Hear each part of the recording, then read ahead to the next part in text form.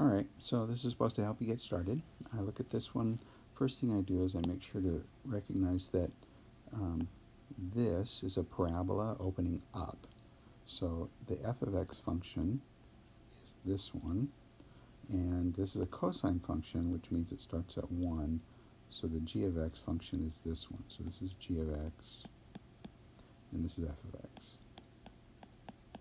Remember, when you do the work, you can just write, well, no, you can just write f of x or g of x. All right, so now area. If I'm going to find area, you integrate top minus bottom. So just area. It tells you what the limits are here on the graph, and you can trust them. 0 to 2. So you know the limits. These are in terms of x because you're going to go this way. Part B, you're going to rotate this around the horizontal line y equals 4. So here's y equals 4. This is one of those ones where you're going to need to go from the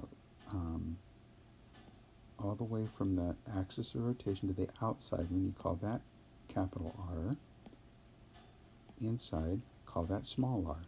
Remember, distance between two is top minus bottom. So top minus bottom, the top is the, like in this first case, the top is the 4, and the bottom is the f of x function. So that's what that one is. So that's what the big R is. It's top minus bottom. Notice it says write but do not evaluate. So you don't have to evaluate, you have to write it. Your points are given for writing the integral correctly. Now part C is the exact same thing that you just did on 58 and 59.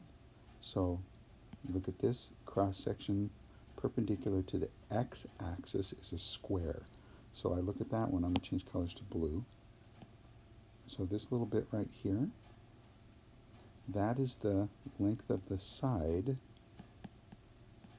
of the square. And again, top minus bottom gets you the length of the side of the square. So in that case, it would be top minus bottom, top minus bottom. So I'm going to go the g function minus the f function. Well, let me get rid of that. I'm going to go the top minus bottom. I'm going to do the g function minus the f function. And again, write but do not evaluate. Hope that helps.